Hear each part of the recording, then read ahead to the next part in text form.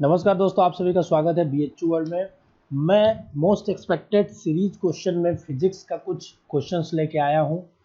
मेरा नाम है आशुतोष राय, मैं आपको फिजिक्स पढ़ाता था। कुछ लोग मेरा नाम भूल चुके होंगे, कुछ लोग मेरा चेहरा भूल चुके होंगे, पर एक चीज़ आपको नहीं भूलना है, वो है आपका बीएचयू एंट्रेंस। क्या है वो? है आपका बीएचयू एंट्रेंस।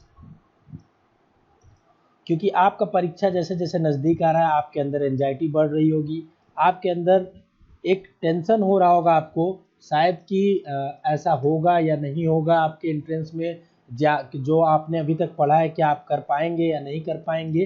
तो उन सारी चीज़ों के लिए हम ये कैप्सूल कोर्स ला रहे हैं, जिसमें आपको हम लोग बता रहे हैं कि जो भी आपने अभी तक पढ़ा है, सिर्फ आपको अपने ऊपर भरोसा करना है। क्या करना है? आपको अपने ऊपर भरोसा करना है। और ये जो क्वेश्चन सीरीज हम लोग पढ़ा रहे हैं, ये ऐसे नहीं है कि 5 क्वेश्चन कहीं से उठाए और आपको दे दिए। ये ऐसे क्वेश्चंस हैं जो आपके एंट्रेंस एग्जाम में डायरेक्टली भी पूछे जा सकते हैं या इस पे बेस्ड क्वेश्चन पूछे जा सकते हैं। बेस्ड क्वेश्चन का थोड़ा मतलब समझा देता हूँ। थोड़ा मैं 5 मिनट सिर्फ इंट्रो में लूंगा आपका, क्योंकि ये लेक्चर्स देखने से पहले आपको समझना जरूरी कि लेक्चर देखना कैसे, इसका बेस्ट यूटिलाइजेशन करना कैसे है। क्योंकि कई बार 50 मिनट के लेक्चर्स में कई चीज़ें छुपी होती हैं जो आपके एंट्रेंस एग्जाम में भी बहुत यूजफुल हो सकती हैं। ठीक है, तो देखिए, ये जो हम लोग कराते हैं, जो भी 10 क्वेश्चन, 7 क्वेश्चन, 8 क्वेश्चन एक लेक्चर में होंगे, उन क्वेश्चंस में एक कंसेप्ट होता है। ठीक है, पहले भी हमने कराया है, आपको जाके देखिए 5 क्वेश्चन सीरीज, वो आपके लिए बहुत इंपॉर्टेंट है रिवीजन पॉइंट ऑफ व्यू से, क्योंकि वो उसका पूरा प्लेलिस्ट बना है। क्योंकि वो इसलिए इंपॉर्टेंट है क्योंकि उसमें क्वेश्चंस नहीं होते, हम लोग क्वेश्चंस के थ्रू कॉन्सेप्ट्स पढ़ाने की कोशिश करते हैं, रिवाइज करने की कोशिश करते हैं। अब इस क्वेश्चन में कई एक कॉन्सेप्ट हो सकते हैं, मल्टीपल कॉन्सेप्ट हो सकते हैं, और इन सारी चीजों को लेकर हम एक आपका रिवीजन कराते हैं तौर पे। ठीक है, और ये वही क्वेश्चन होते हैं जिनसे बार बार बीएचयू एग्जाम पूछने की कोशिश करता है, या बार बार बीएचयू को लगता है कि हमें लगता है कि बीएचयू इससे इस साल भी क्वेश्चन पूछ सकता है। ठीक है, तो मैंने फिजिक्स के कुछ क्वेश्चन शॉर्टलिस्ट किए, पहले ही बता दो। बीएससी बायोलॉजी जिनका एग्जाम 9 को है, बीएससी मैथ, एग्रीकल्चर और आपका नर्सिंग, ये चारों के लिए इंपॉर्टेंट है। ठीक है, इसमें मैंने 7-8 क्वेश्चन लिए हैं, जिसमें कुछ क्वेश्चन नर्सिंग के लायक, कुछ एजी के लायक, कुछ बायो के लायक, कुछ मैथ के लायक, पर जो रिवीजन होगा आपका कंप्लीट फिजिक्स का होगा, वो सबके लिए इंपॉर्टेंट है। ठीक है, सभी इंट्रेंस के लिए। तो पूरा देखिएगा, नोट्स में अगर लिखना चाहेंगे तो लिख लीजिएगा। और जब भी मैं क्वेश्चन कराऊं तो 2 चीज जरूर याद रखिएगा। पहला ये कि जैसे आपके सामने इस तरह से क्वेश्चन आएगा बन के, अब ये क्वेश्चन जब आपके सामने आ रहा है तो आप वीडियो को क्या करेंगे? पॉज करेंगे, वीडियो को पॉज करेंगे। उसके बाद क्या करेंगे कि आप इसको खुद से सॉल्व करेंगे। ठीक, आपने सॉल्व किया, ठीक, उसके बाद वीडियो को आप फिर से प्ले करेंगे और उसमें देखेंगे कि आपका क्या सही था आंसर या नहीं। अगर आपका आंसर सही है तो आप देखेंगे क्या आपका मेथड वही था जो मैंने किया, या आपका मेथड अलग था। अगर आपका मेथड अलग है तो आपको बहुत बहुत बधाई हो कि आप दो मेथड जान गए। ठीक है, अगर आपका मेथड वही है तो कोई बात नहीं, आपने अच्छा किया, ये आपके लिए बहुत अच्छी बात है कि आप कॉन्फिडेंट होंगे कि आपको क्वेश्चन आ रहा है। और ये कोई एरू गैरू क्वेश्चन नहीं है, नॉर्मल, ये सारे एंट्रेंस में पूछे जाने की संभावना है इसकी। ठीक है, तो देखिए, पहला क्वेश्चन हमारे वेक्टर से है। ठीक है, इसी को पढ़ाते हैं, उठाते हैं, देखते हैं। और आप एक चीज और करिएगा दोस्तों, कमेंट करके जरूर बताइएगा कि आपको ये कैसा लगा हमारा आज का वीडियो, क्योंकि पहला वीडियो फिजिक्स का, तो मैं चाहता हूँ आप अपने मन की बात इसमें रखें कि आपको कैसा लग रहा है, एंट्रेंस एग्जाम देने से पहले एंजाइटी कैसी फील हो रही है, या आपको ये वीडियो कैसा लगा, और मोस्ट इम्पॉर्टेंट आपको कितना सही हुआ है आपके सवाल इसमें। ठीक है, क्योंकि आपके सवाल बहुत इंपॉर्टेंट है। अगर आप 6 या 7 क्वेश्चन मैं कराता हूँ, तो अगर आपके उसमें से 4+ क्वेश्चन सही हो रहे हैं तो बहुत अच्छी बात है, अगर 6 सही हो रहा है तो बहुत अच्छी बात है, पूरा सही हो रहा है तो और अच्छी बात है। तो इसलिए आप कमेंट जरूर करें, इसी से हमें अंदाजा लगेगा कि आपका, मैं रेगुलर वीडियोस के नीचे देखूंगा क्या सेम आदमी का उतना ही सही हो रहा है या प्रोग्रेस हो रहा है। ठीक है, चलिए पहला क्वेश्चन देखते हैं। पहला क्वेश्चन जो है आपका वो वेक्टर का है। ठीक है, उसमें दिया है साफ साफ आपका कि 2 वेक्टर है। ठीक है, if a vector is equal to 4i - 3j, v vector is equal to 6i + 8j। ठीक है, तो फिर पूछ रहा है डायरेक्शन ऑफ a + b। ठीक, क्या पूछा आपके पास? गिवन है, एक मिनट, गिवन है आपके पास, गिवन है आपके पास वेक्टर a की value 4i - 3j, vector v की वैल्यू 6i + 8j। आपसे पूछ रहा है क्या ऑब्टेन करना है आपको, आपका एम होगा क्या? a + b का। ठीक, मैंने हमेशा से बोला आपको सवाल लगाते समय 2 चीज़ों का ध्यान देना है, आपको क्या गिवन है और आपको क्या निकालना है। ये आपका डेस्टिनेशन होना चाहिए एम, और ये आप जहाँ पे है वो होना चाहिए। अब यहाँ से यहाँ जाने का रास्ता ही आपको खोजना, अगर रास्ता आप खोज लेते हैं तो यही आपका सवाल निकल जाएगा और आपका सिलेक्शन के करीब पहुंच जाएंगे। तो गिवन आपके पास ये, हमेशा क्वेश्चन में देखेंगे गिवन क्या है, दिया ये है और पूछ ये रहा है। ए प्लस बी का क्या पूछ रहा है, डायरेक्शन और मैग्नीट्यूड। मैग्नीट्यूड के लिए मैंने क्या बोला था, मॉड ए प्लस मॉड बी लिखेंगे इसको, ये हो जाएगा आपका मैग्नीट्यूड। डायरेक्शन क्या होता है, डायरेक्शन लिखने का तरीका क्या होता है, ए प्लस बी, और मान लीजिए ये जो भी वेक्टर इसके ऊपर आई कैप लगा देते हैं, ठीक है।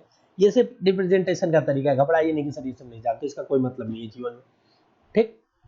अब देखिए मैंने बोला था एडिशन, अगर हमारे जो बच्चे होंगे पढ़े होंगे हमसे, उन्हें पता होगा, मैंने पढ़ाया था कि बच्चों एडिशन जो होता है ए प्लस बी अगर कोई वेक्टर कहते हैं वो आई जे के फॉर्म में हो, आई जे के फॉर्म में हो, तो आई वाला आई में, जे वाला जे में, आई वाला आई में, जे वाला जे में जोड़ते हैं।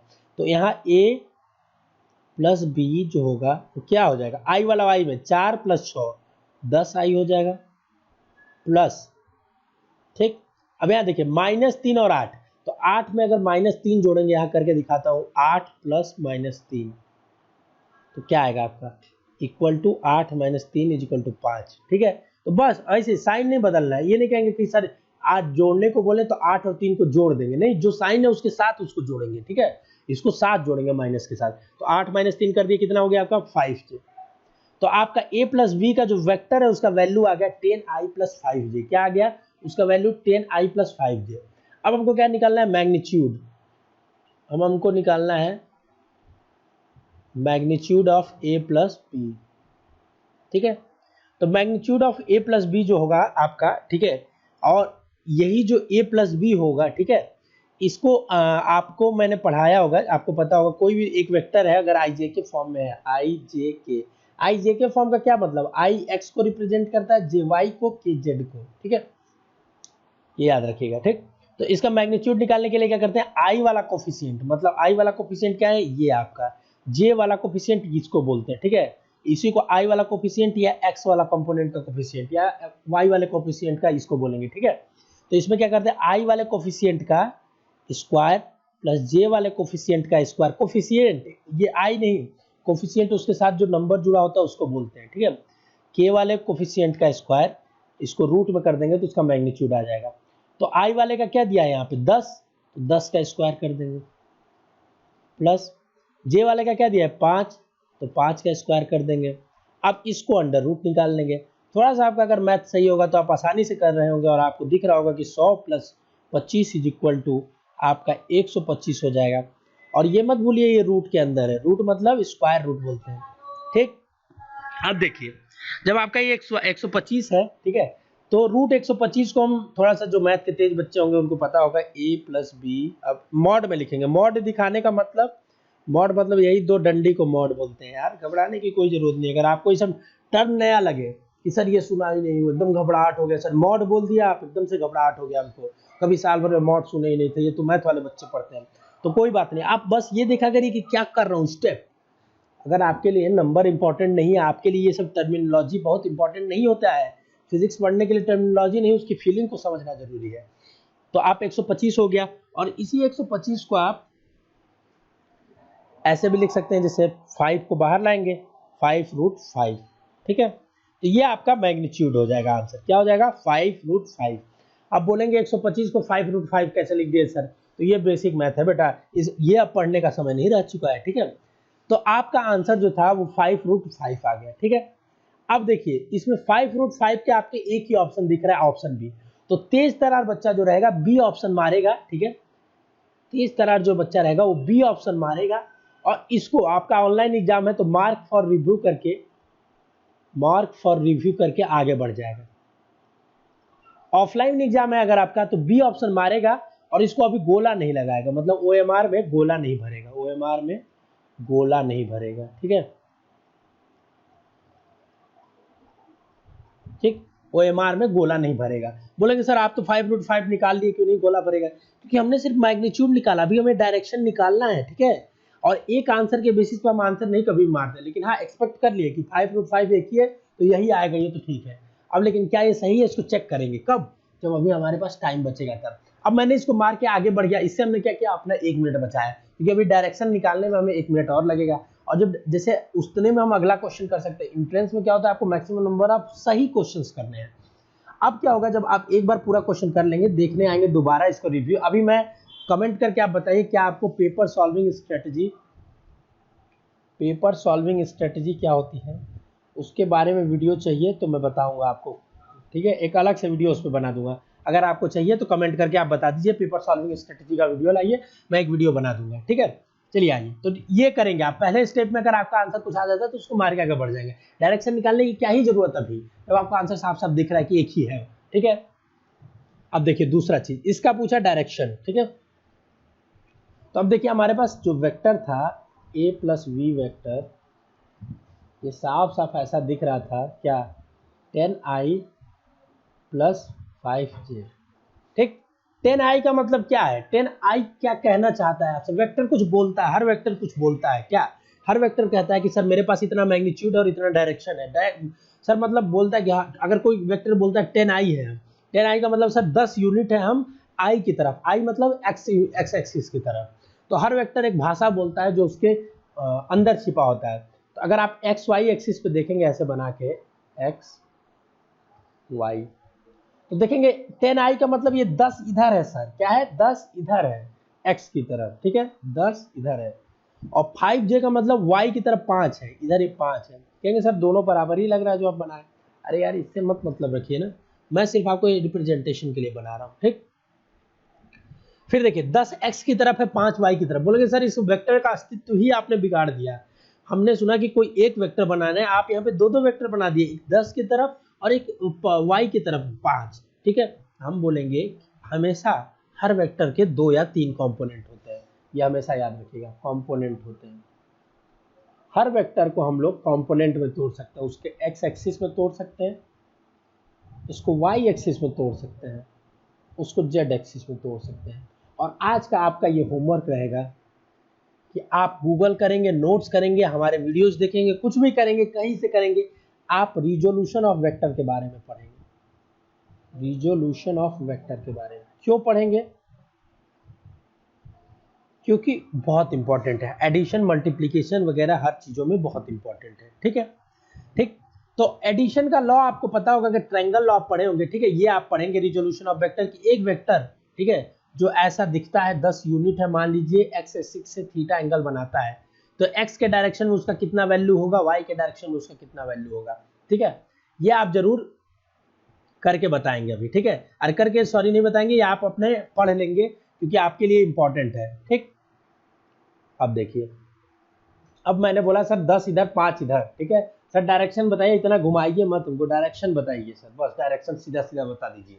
तो देखिए डायरेक्शन बताने का एक तरीका है साफ साफ, आप ट्रायंगल लॉ ऑफ एडिशन पढ़ेंगे, triangle law of addition, triangle law of addition क्या बोलता है। ट्रायंगल लॉ ऑफ एडिशन, एक ट्रायंगल बनाइए, क्या आपके पास एक ट्रायंगल है, कौन दिख रहा है इसमें, एक ट्रायंगल आपको दिख रहा है। बोलेंगे सर दो आप रखे हैं, एक तो पहली बात एक वेक्टर था, उसको आपने दो डायरेक्शन में रख दिया x और y में, और फिर आप कह रहे हैं उसमें एक ट्रायंगल दिखाओ, ये 90 डिग्री पे है सर, हमको बस इतना दिख रहा है।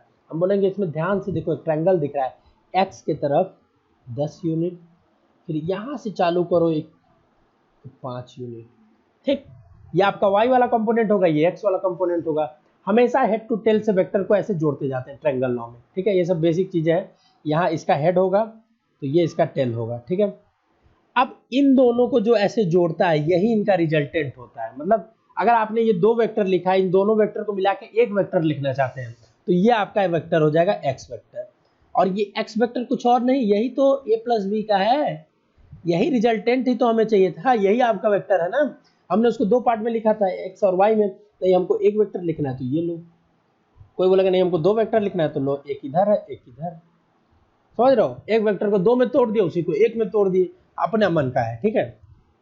अब आपका पूछा डायरेक्शन, तो डायरेक्शन आप क्या बताएंगे, एंगल बताते हैं। तो एंगल क्या हो जाएगा, ये आपका एंगल जो एक्स एक्सिस से बना रहा है थीटा, ये एंगल हो जाएगा, ठीक है। तो basic mathematics trigonometry, tan theta is equal to क्या होता है, क्या होता है बच्चों, परपेंडिकुलर बाई बेस। यहाँ परपेंडिकुलर कौन सा है, बोलेंगे सर ये एक्स वाला है। हम बोलेंगे कि सर क्या आप पागल हो गए हैं क्या बच्चों, क्योंकि देखिए एक ट्रिक हमेशा याद रखिए, जब भी जो एंगल होता है, ठीक है, थोड़ा सा कलर को बदलेंगे रंगीन दिखने के लिए। देखिए जो एंगल होता है उसके सामने वाली साइड हमेशा परपेंडिकुलर होती है, ठीक है। क्या होती है, सामने वाली एंगल की साइड। बोलेंगे सर ये हमको पता है, सिखाइए मत, ठीक है। तो ये अभी आपको आसान ट्रायंगल है। जैसे अभी मैं ऐसा ट्रायंगल दे दूं और ये थीटा दे दूं तो आप पहचान नहीं पाएंगे कि परपेंडिकुलर कौन सा है। जैसे या ऐसा एंगल, ऐसा ट्रायंगल आ जाए थीटा, यहाँ 90 डिग्री है तो आप पहचान ले रहे हैं, ठीक है। तो ये थीटा के जो सामने होगी एंगल, हमेशा सामने होगी साइड, वो हमेशा क्या होगी, परपेंडिकुलर होगी।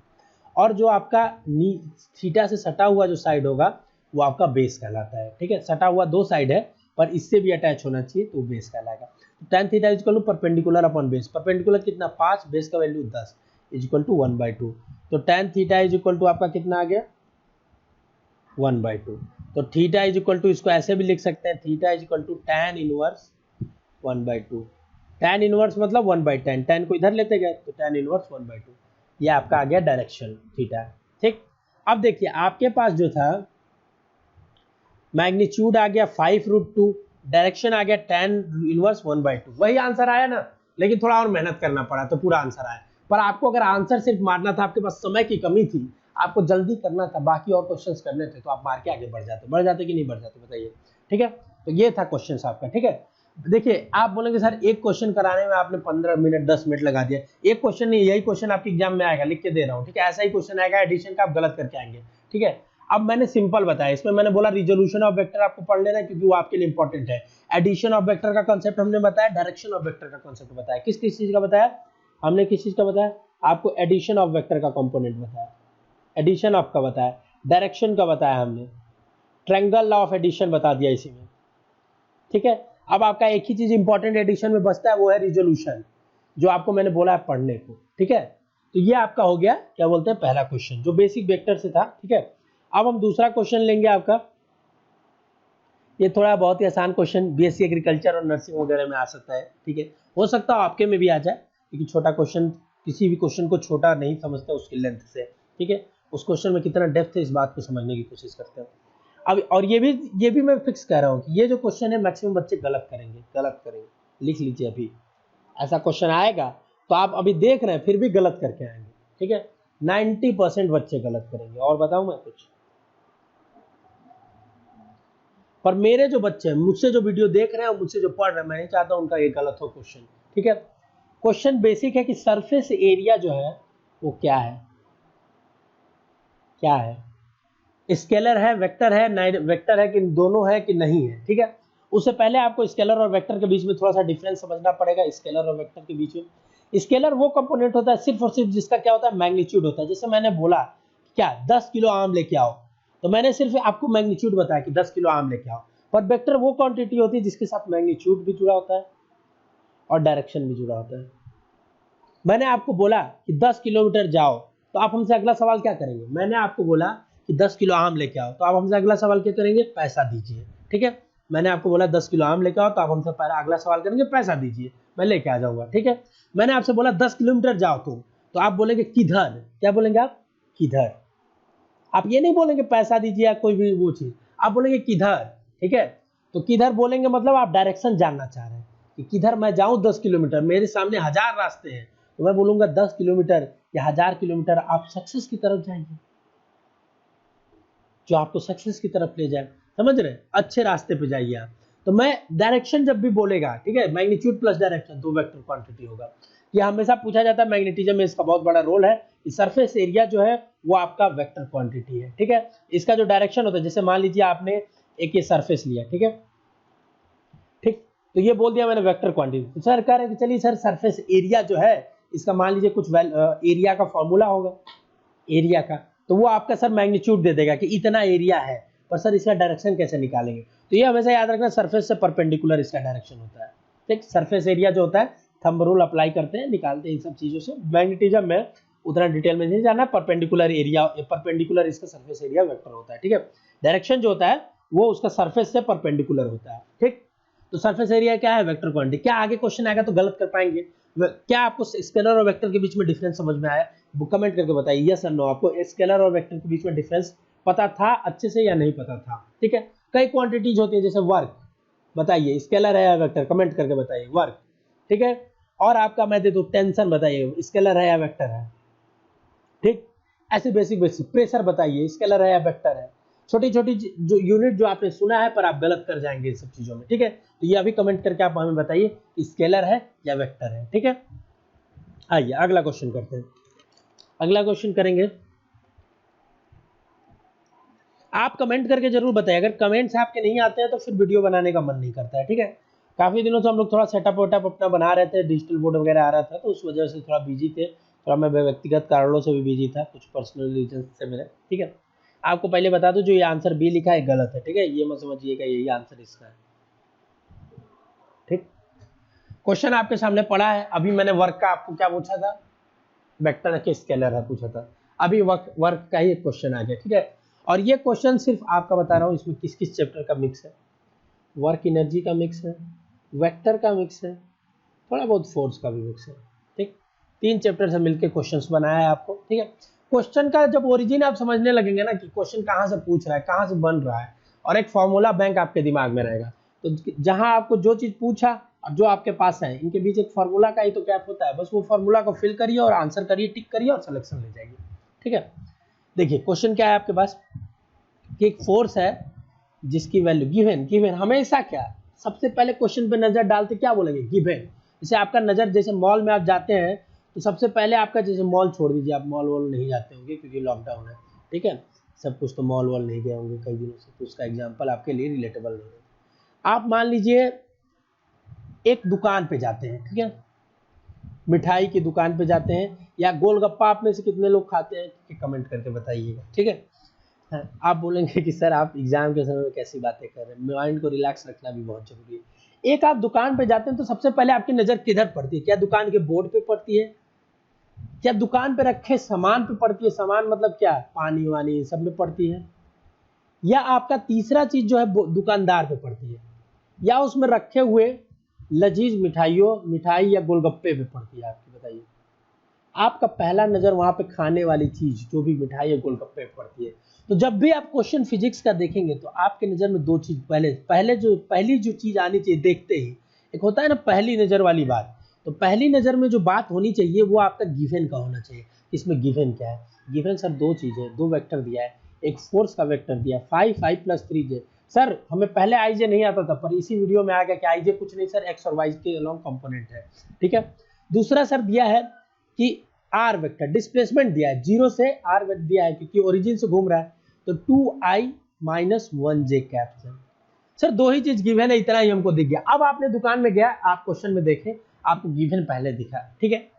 फिर जब आपने देखा कि आप गोलगप्पे दिख रहे हैं, तो दूसरा जो आपके मन में उत्सुकता होगी क्या, कि आपका प्राइस क्या है गोलगप्पे का, ठीक है, आपके गोलगप्पे का प्राइस क्या है, तो आप उससे पूछेंगे कि सर कितने का ये आप दे रहे हैं। तो दूसरा चीज जो आपका होगा कि निकालना क्या है, आपका एम क्या है।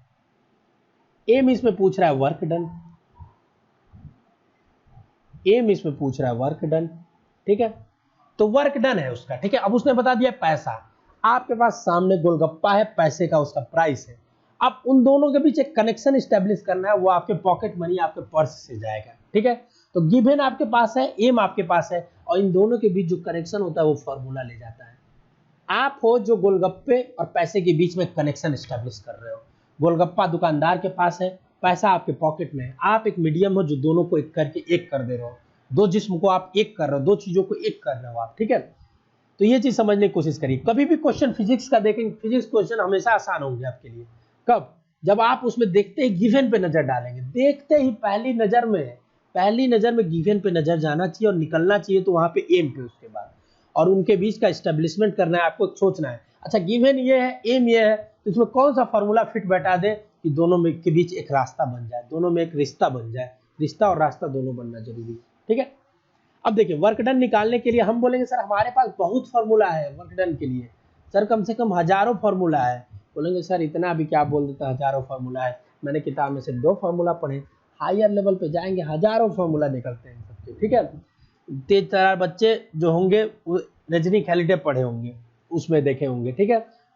जो बच्चे रजनी खेलिडे पढ़े होंगे वो आपके बिल्कुल भी काम का नहीं, ये भी बता दूं, ठीक है, बिल्कुल भी काम का नहीं। तो भले आप तेज तरार हैं पर आप स्मार्ट नहीं, दोनों में फर्क है। तो वर्क डन का क्या फॉर्मूला है, F.D। Sir dot product, sir dot product तो नहीं पढ़े हैं, मैं बता दूंगा कोई बात नहीं। तो एक और कॉन्सेप्ट यहाँ पे आ गया क्या, डॉट प्रोडक्ट का। सोचिए एक क्वेश्चन से कितना कंसेप्ट मैं बता रहा हूँ, देखते जाइए। थोड़ा सा कलर बदल देता हूँ आपकी रंगीन के लिए। तो फोर्स एफ डॉट डी, अब ये देखिए दो वेक्टर है, फोर्स का वेक्टर ये है, ठीक है, डी डी इसी को बोले या डिस्प्लेसमेंट बोले या कुछ भी बोले, ये वेक्टर है आपके पास, ठीक है।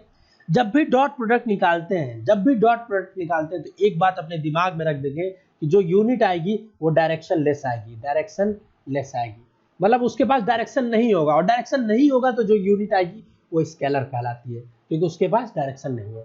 तो वर्क क्या है, एक डॉट प्रोडक्ट से मिलकर बना है, और डॉट प्रोडक्ट क्या होता है आपका, डायरेक्शन लेस होता है, इसलिए वर्क जो होगा वो स्केलर क्वांटिटी होगा। पिछले क्वेश्चन में जो बच्चे देख के कमेंट किए होंगे वो अपने आप को यहाँ जज कर सकते हैं, ठीक है। अब देखिए तो आपका जो, ठीक, इसको नीचे ले जाते हैं,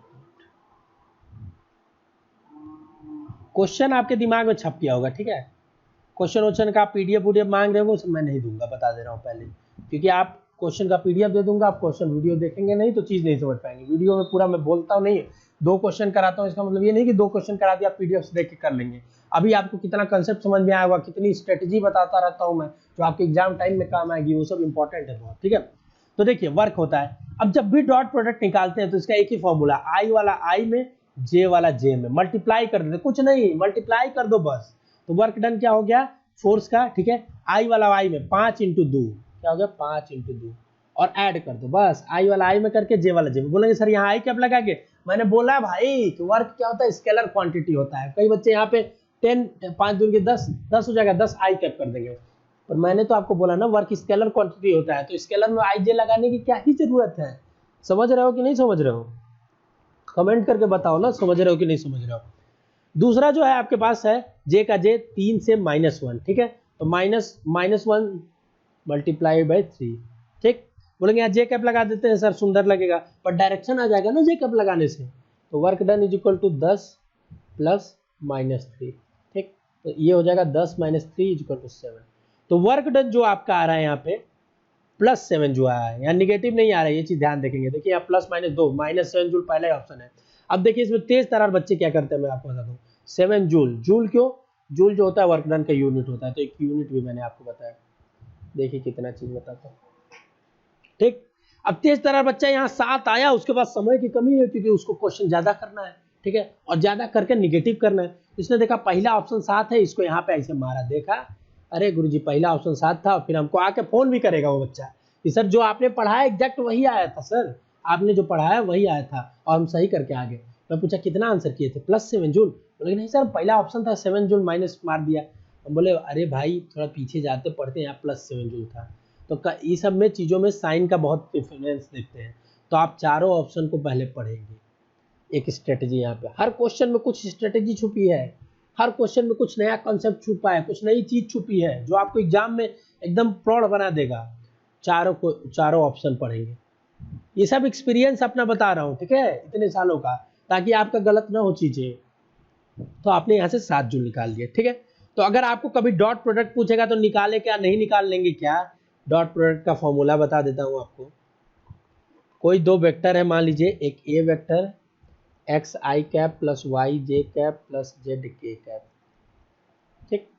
कोई वी वेक्टर है जिसमें बोलता है x2 आई कैप प्लस y2 जे कैप प्लस z2 के कैप। अब बोल दे a डॉट बी निकालिए, तो a डॉट बी क्या होगा, x इंटू x2, आई का आई में करना है, जे का जे में करना है, क्या कोफिशिएंट को, ये हमेशा याद है, z का Z2, ये आपका होगा a डॉट बी, ठीक है। अब इसमें डॉट प्रोडक्ट में एक चीज पूछता है एंगल निकालने का फॉर्मूला, ठीक है। तो a डॉट बी हमेशा जो होता है वो ए बी कॉस थीटा भी होता है, ठीक है, ए बी कॉस थीटा, ठीक। तो ये बताइए यहाँ से a है तो क्या इसका मैग्नीट्यूड a नहीं निकाल लेंगे क्या, बोलेंगे सर आप निकाल लेंगे क्या, बस कोफिशिएंट को स्क्वायर करके रूट में कर देना है, x square plus Y square. जिनको तेज लग रहा होगा वो स्लोली देखेंगे, जिनको धीरे लग रहा होगा तेजी से देखेंगे। यूट्यूब आपको सारे फीचर देता है। x2 square plus y2 square, जिनको राइटिंग खराब लग रही होगी वो हमारी आवाज को सुनेंगे, मेरी आवाज तो मधुर है।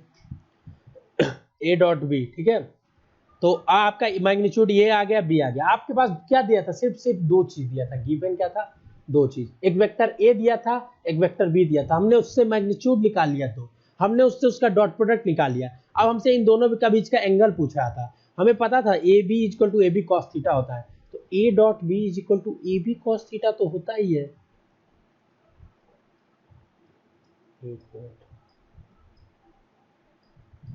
A dot B is equal to A B cos theta तो होता ही है। साथ साथ ए डॉट बी ये भी तो वैल्यू है, तो इसको मान लीजिए हम पी लिख लेते हैं अभी, ये मान लीजिए तो पी हो गया, ठीक है। तो ए डॉट, तो यहां से हम निकाल लेंगे कि A B cos theta is equal to sir P होता है, और ए बी क्या है, ये मैग्नीट्यूड है, magnitude of A magnitude of B. तो यहां से हम cos theta is equal to निकाल लिए P upon mod A mod B. मतलब दो वेक्टर दिया है सर, समझ में आ गया क्वेश्चन क्या पूछेगा। क्वेश्चन क्या पूछेगा सर, दो वेक्टर दे देगा आई कैप जे कैप के फॉर्म में, अब बोलेगा इनके बीच का एंगल बताओ। तो क्या करेंगे, इनके बीच का एंगल पूछेगा तो सर उसका पहले मैग्नीट्यूड निकालेंगे दोनों वेक्टर का अलग अलग, ठीक है। उसके बाद क्या करेंगे सर, दोनों का डॉट प्रोडक्ट कर देंगे, एक्स वाला एक्स में वाई वाला वाई में, ठीक है। अब उसके बाद डॉट प्रोडक्ट का करके ये जो डॉट प्रोडक्ट आएगा आपका, डॉट प्रोडक्ट डिवाइडेड बाय दोनों का ए का मैग्नीट्यूड बाय बी का मैग्नीट्यूड कर देंगे, तो cos थीटा निकल जाएगा। और सर वो तो आपने डिराइव भी करके दिखा दिया, तो बिल्कुल ही सही होगा सर, समझ रहे हैं चीजों को। तो ये बेसिक चीज है जो आपको डॉट प्रोडक्ट हो गया से क्वेश्चन आएगा। डॉट प्रोडक्ट से एक ही क्वेश्चन आपको आ सकता है, एंगल निकालने को, और वो हमने समझा दिया कैसे निकालना है। कैसे निकालना है आपको, डॉट प्रोडक्ट निकालना है आपका, ठीक है। कोई दो वेक्टर देगा एक्स वाई का, ठीक है। कुछ बेसिक चीजें याद कर लीजिए, जैसे 90 डिग्री होगा तो cos 90 की वैल्यू 0 हो जाती है, तो हमेशा उनका डॉट प्रोडक्ट 0 होगा। 90 डिग्री होने पे डॉट प्रोडक्ट 0, ये क्वेश्चन हमेशा आ जाएगा। कि दो वेक्टर ऑर्थोगोनल है, दो वेक्टर क्या है बच्चा, दो वेक्टर है। क्वेश्चन एक और लीजिए, दो वेक्टर, सोचिए एक ही क्वेश्चन से हम तीसरा क्वेश्चन कराने जा रहे हैं, और आप बोलेंगे सर टोटल 3 ही क्वेश्चन कराएं, तीसरे क्वेश्चन में ही 3 क्वेश्चन करा दिए, 4 क्वेश्चन। तो ये क्वेश्चन, नंबर ऑफ क्वेश्चन कभी मायने नहीं रखता। जो बच्चे कमेंट करते हैं कि सर कम क्वेश्चन कराते हैं, क्वालिटी ऑफ क्वेश्चंस मायने रखती है, जो मैं आपको करा रहा हूं, ठीक है। तो जैसे आपको क्या हो गया, तीसरा क्वेश्चन आप ले लीजिए।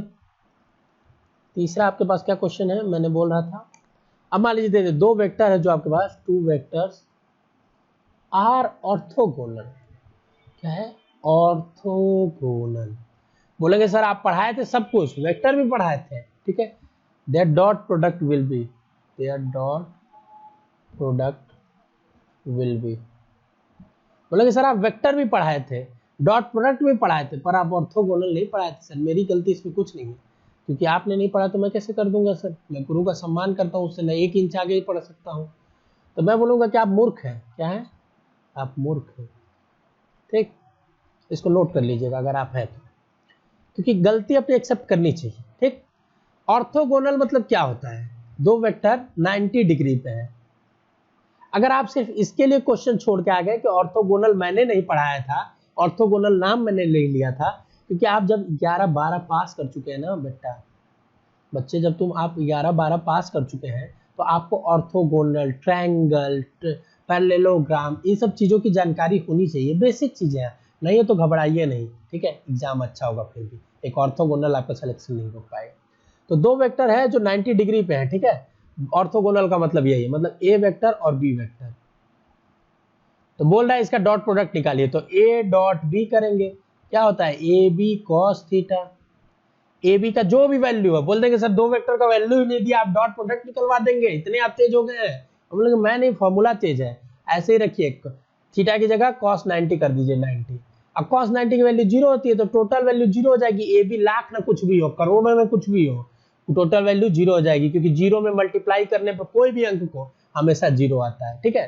तो ये डॉट प्रोडक्ट से ऐसा ही क्वेश्चन आएगा, ठीक। तो यही सब बेसिक चीजें थी, मैंने कितनी सारी चीजें आपको पढ़ा दी, ये आपको भी नहीं पता होगा, ठीक है। इसीलिए मैं बोल रहा हूँ वीडियो को अच्छे से देखिएगा, नोट्स होगा तो बना लीजिएगा, समय कम है फिर भी अगर कोशिश करिएगा बन जाए तो बना लीजिएगा, ठीक है। अब आइए आपको चौथे क्वेश्चन की तरफ बढ़ाते हैं। चौथा क्वेश्चन नहीं, चौथा कॉन्सेप्ट। क्वेश्चन कहना मेरे लिए बेकार लगता है, क्योंकि हम लोग आर्ट से कुछ ऐसा चीजें नहीं पढ़ा रहे हैं जिसमें क्वेश्चन कराएंगे, हम लोग कंसेप्ट कराते हैं, ठीक है। हमारे यहाँ हर चीज हम जो पढ़ाते हैं, हम पढ़ाए, वैभव सर पढ़ाए, कुछ भी जो भी टीचर पढ़ाए, शशांक सर पढ़ाए, सब लोग कंसेप्चुअली पढ़ाते हैं। चाहते हैं कि आप क्वेश्चन अगर नया बन जाए तो हम घबराए नहीं कि सर एक एक लाइन, सर अब वहाँ पे राम पढ़ाए तो श्याम दे दिया। अरे आपके पास दिमाग रहेगा, आपको मैंने समझा दिया है, अब मैंने आपको जैसे आपके हाथ में कंपास दे दिया, ठीक है, अब मैंने बोला कंपास देके कि बेटा जाओ 10 नॉर्थ में 40 किलोमीटर चल के आओ, और मैंने आपको कंपास चलाना सिखा दिया, तो आप चल जाएंगे 40 किलोमीटर। अगर मैं आपको सिर्फ दिखा दूं रास्ता कि यही है नॉर्थ और इसमें 40 किलोमीटर चलना है, तो कहीं जंगल में जाके खो जाएंगे, क्योंकि वहां आपके पास कंपास है लेकिन चलाना नहीं आता है। तो टीचर का काम होता है आपको कंपास चलाना सिखाना, ना कि आपको ये दिखाना कि नॉर्थ उधर है बेटा देखो उंगली दिखा के, ठीक है। यही अच्छे टीचर और एक स्मार्ट टीचर और एक आपका आपके क्या बोलते हैं जो बच्चों के लिए अच्छा सोचते हैं, उन टीचर में डिफरेंस होता है, ठीक है। टीचर सब अच्छे होते हैं, बस कुछ बच्चों के लिए अच्छा सोचते हैं, कुछ अपने लिए अच्छा सोचते हैं, और कुछ उनके अपने ज्ञान के लिए सोचते हैं, ठीक है। चौथे क्वेश्चन की तरफ आते हैं, ठीक है। पढ़ते पढ़ते आप बोर भी हो रहे होंगे थोड़ा बहुत, ठीक है, तो बीच में ऐड आ रहा होगा, उसको देख लिया करके, 5 मिनट का ऐड होता है, उससे क्या होगा, इंटरटेनमेंट हो जाएगा। कभी कभी आजकल तो ऐड भी बहुत क्रिएटिव आने लगे हैं, जैसे बहुत सारे ऐड आते हैं जिसमें पूरा जो कहानी होता है शॉर्ट फिल्म के टाइप का हो जाता है, तो वो सब देख लिया करिए, इंटरटेनमेंट हो जाता है, कोई बात नहीं। चौथा क्वेश्चन देखिए, वही चीज है, इसमें क्रॉस प्रोडक्ट जिसको स्केलर प्रोडक्ट भी बोलते हैं, और डॉट प्रोडक्ट, इन दोनों का कंसेप्ट को मिक्स कर दिया है।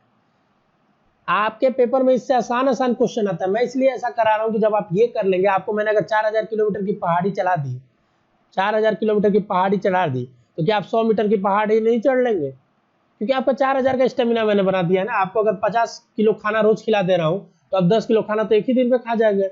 50 किलो खाना बहुत होता है वैसे। तो इसमें दो कंसेप्ट है, क्रॉस और डॉट प्रोडक्ट का, ठीक है। पहला जो आपका क्वेश्चन दिया है गिवन है, क्वेश्चन मैंने देखा, ठीक है, हमारी पहली नजर किस पे पड़ी? गिवन पे। गिवन क्या है? बोला कि सर कुछ नहीं, a cross p is equal to √3ab दिया है। अच्छा, गिवन ये है, निकालना क्या है? निकालना क्या है? हिंदी इंग्लिश दोनों में जिस भाषा में मन करे लिखिए। भाषा एक आपके लिए मीडियम होना चाहिए पहुंचने के लिए आपके सब्जेक्ट पे, ठीक है। भाषा आपके लिए रुकावट कभी नहीं बनेगा। अगर आपके पास वो चीज़ है तो भाषा बहुत कम रुकावट बनेगा। हाँ, इंग्लिश जानना जरूरी है, यह है आज के जीवन में, जानना हर भाषा को जरूरी है, ठीक। इसमें पूछ क्या रहा है? a+b। बोलेंगे वाह सर वाह, कितने आप चालाक है, ना वेक्टर a की वैल्यू दिए, ना वेक्टर b की वैल्यू दिए, ना आप उनके बीच का एंगल दिए, और आप हमसे कह रहे हैं कि a+b का हम मैग्नीट्यूड बता दें। क्या मैं शक्तिमान हूं सर? अब देखिए आपको बनाते हैं शक्तिमान, ठीक। करिए क्वेश्चन पॉज करके। अब एक चीज बताइए ना, आपको थोड़ा सा याद है क्या? a क्रॉस b हम क्या लिखते थे, याद है क्या? दो फॉर्मूला a क्रॉस b का था, एक IJK के फॉर्म में, ठीक है, और एक था आपका एंगल के फॉर्म में, उनके बीच के एंगल के फॉर्म में। तो IJK वाला अभी थोड़ा कॉम्प्लेक्स फॉर्मूला है, उसका काम भी नहीं है उसको, लेकिन आप ये होमवर्क है आपका, ठीक है, 2 होमवर्क हो गया, इसको आप पढ़ेंगे IJK वाला फॉर्मूला क्या था। तो a क्रॉस b आपको कुछ याद है क्या? ये सर ए बी तो था, और एक एंगल था, उसका कुछ ट्रिग्नोमेट्रिक कोएफिशिएंट था, वो था साइन थीटा। क्योंकि sir A B cos theta तो क्या था? डॉट प्रोडक्ट था। तो a क्रॉस b क्या हो गया? ए बी साइन थीटा, और a डॉट b तो अभी पढ़े हैं, अभी जस्ट पढ़े हैं, ए बी कॉस थीटा, ठीक। आपके पास ये हो गया। अब आपके पास ये जो इक्वेशन है, इक्वेशन नंबर 1, इसमें ये चीज सेटिस्फाई कर दीजिए। a क्रॉस b की जगह ए बी साइन थीटा को रख दीजिए, ए बी साइन थीटा, ठीक, equal to √3। a dot b की जगह ए बी कॉस थीटा को रख दीजिए, ए बी कॉस थीटा, ठीक। तो इधर उधर करेंगे, साइन थीटा कॉस थीटा इधर लाएंगे, तो sine theta divided by cos theta is equal to, A B तो ए बी कट जाएगा, ठीक है, √3। कुछ तेज तरार बच्चों को दिख रहा होगा, क्या दिख रहा होगा जो पीछे बैठते हैं? Sine theta by cos theta sir tan theta भी बोलते हैं, ठीक है। साइन बाई कॉस को क्या बोलते हैं? टैन बोलते हैं। कॉस बाई साइन को क्या बोलते हैं? कॉट बोलते हैं, ठीक है। ट्रिग्नोमेट्रिक इक्वेशन याद कर लीजिएगा, ठीक है। साइन का 30 का वैल्यू क्या होता है, ये सब आपके लिए इंपॉर्टेंट। 60 का वैल्यू क्या होता है, 45 का वैल्यू क्या होता है, 90 का वैल्यू क्या होता है, 53 का वैल्यू क्या होता है, ठीक है। ये सब आपके लिए, सॉरी 57 और 23 शायद होता है, 53 और 27 होता है, ठीक है। तो ये चीज आप देख लेंगे, इशारे का वैल्यू देख लेंगे क्योंकि वैल्यू आपके लिए इंपॉर्टेंट है। तो tan थीटा जो है, ठीक है, tan थीटा जो है वो आपका √3 आ गया, ठीक। तो tan थीटा आपका √3 आ गया, और इसका मतलब tan थीटा, थीटा का वैल्यू √3 कब होता है, ये आपको याद होना चाहिए, 60 डिग्री का होता है, ठीक। तो 60 डिग्री पे आपका थीटा का वैल्यू √3 होता है, ठीक। तो आपके पास आपने क्या निकाल लिया, दो वेक्टर से दोनों के बीच का एंगल निकाल लिया। क्या निकाल लिया, एंगल निकाल लिया। अब बताइए, आपके पास वैल्यू है ही, वेक्टर ए है और बी है, तो आपके पास क्या पूछा था, रिजल्टेंट पूछा था, मैग्नीट्यूड ए प्लस बी का। तो कोई भी दो वेक्टर का मैग्नीट्यूड क्या होता है, ए स्क्वायर मतलब एक्स वाले का square, B square plus 2ab cos theta. आपको सिर्फ थीटा ही निकालना था, तो आपने क्या किया, थीटा निकाल लिया। यहाँ पे रूट में क्या हो जाएगा, a square plus b square plus 2ab। अब cos थीटा की वैल्यू क्या हो जाएगी, cos थीटा की वैल्यू बताइए क्या हो जाएगी, cos थीटा cos 60 की वैल्यू होती है आपकी 1/2, 1/2, 2 से 2 कट जाएगा, तो फिर आपका आ जाएगा a square plus b square plus 2ab, ठीक। और इसी को आप दूसरे फॉर्म में ऐसे भी लिख सकते हैं, a square plus b square plus 2ab, और रूट न लिख के 1/2 लिख दीजिए इसके, ठीक है। कोई चीज़ अगर रूट में है तो इसको ऐसे भी लिखते हैं, एक्स के पावर 1/2, ठीक है। एक्स के पावर -1 को 1/x लिखते हैं, ये सब बेसिक चीज़ है। अगर √3 है तो x के पावर 1/3 लिखते हैं, ये सब बेसिक चीज़ है, आपको आता होगा, नहीं आता तो घबराने की बात नहीं, अब एग्जाम समय है, ठीक, एकदम चिल्ले रहिए। तो ये आपका हो गया आंसर। देखिए ऑप्शन में कहीं ये दिया है क्या कुछ, पहला तो नहीं है सर जी, दूसरा भी नहीं, तीसरा भी नहीं, चौथा है सर, देखिए साफ साफ दिख रहा है यहाँ पे, चौथा डी, ए स्क्वायर बी स्क्वायर 1/2 दिया है। तो कर लिए ना क्वेश्चन, देखिए बेसिक क्वेश्चन था, कुछ ज्यादा था नहीं, ठीक है। अब इसमें मैंने क्या किया, बस यही किया कि क्रॉस प्रोडक्ट का आपको आना चाहिए वैल्यू, ठीक है, जो मैंने बता दिया। अब क्वेश्चन वेक्टर से क्या आएगा, देख सकते, एडिशन से पूछेगा, सब्ट्रैक्शन से पूछेगा, नहीं डॉट प्रोडक्ट से पूछेगा, छोड़ो वो भी नहीं, क्रॉस प्रोडक्ट से पूछेगा, यही वेक्टर है, और रिजोल्यूशन से पूछेगा, जो आपको खुद करना है, अभी बता दिया। तो वेक्टर आपका सारा रिवाइज हो गया, 4 क्वेश्चन के माध्यम से मैंने पूरा वेक्टर रिवाइज करा दिया। कैसा लगा आपको ये बताइए, सोचिए, आप पढ़ते रहते पूरा वेक्टर, फिर भी समझ नहीं पाते, रिवाइज नहीं हो पाता। 4 क्वेश्चन अगर आप सही किए तो आपका मेरा पूरा वेक्टर स्ट्रॉन्ग है, अगर पूरा वेक्टर भी स्ट्रॉन्ग है तो आधा फिजिक्स आप ऐसे ही कर लेंगे, आधा फिजिक्स, बस अगर आपको फॉर्मूला है तो, ठीक है। यही बेसिक चीज थी। कमेंट करके बताइए कैसा लगा वीडियो, ठीक है। आगे अभी मिलेंगे ऐसे, ये सब वीडियोज और भी ऐसे आएंगे अभी, ठीक है। तब तक के लिए आप हमसे इंस्टाग्राम पे जुड़ सकते हैं, आप चाहे तो हमारी इंस्टाग्राम आईडी पे हमें पर्सनली अगर आप हमसे जुड़ना चाहते हैं तो आप हमसे इंस्टाग्राम पे जुड़िए, ठीक है। आशुतोष राय सर्च करेंगे, वहाँ पे आ जाएगा, जो भी हमारी ईमेल आईडी होगी, ठीक है, रिबेलियस राय करके कुछ है, ठीक है। फेसबुक पे आप हमसे जुड़ सकते हैं, जो बच्चों के पास व्हाट्सएप होगा व्हाट्सएप पे जुड़ ही सकते हैं, पर्सनल टच में आप रहेंगे हमारे, ठीक है। यहाँ पे आपसे जुड़ेंगे तो जुड़िए, फिर आपके इंटरेस्ट बाद आपसे बात भी करेंगे, आइए बीच में आपके साथ कॉफ़ी चाय पियेंगे, ठीक है। ये था आज के लेक्चर में, 4 क्वेश्चन थे, लेकिन 12-15 क्वेश्चन का एक पूरा कंसेप्ट था, भंडार था। क्वेश्चन कराते हैं, आंसर करके आगे बढ़ जाते, ये हमारा स्ट्रेटेजी ही नहीं है, हमारी ये तरीका ही नहीं। तो मैंने पूरा क्वेश्चन बताया, जो आपको पसंद आया होगा, ठीक है। कैसा लगा वीडियो कमेंट करके बताइए, दोस्तों तक शेयर करिए, और अभी आएगी बहुत मजेदार आपसे एग्जाम से पहले सारा कंसेप्ट रिवाइज करने की कोशिश करेंगे हम लोग इस कैप्सूल में, ठीक है। तो बहुत ज़्यादा प्यार करिए हमारे इस वीडियो को, सीरीज को, ताकि लोगों तक पहुँचाए, लोगों को जानकारी हो। चैनल को सब्सक्राइब नहीं किए तो करिए, और हमसे पर्सनली इंस्टाग्राम और फेसबुक पे जरूर जुड़िए। ऑल द बेस्ट दोस्तों।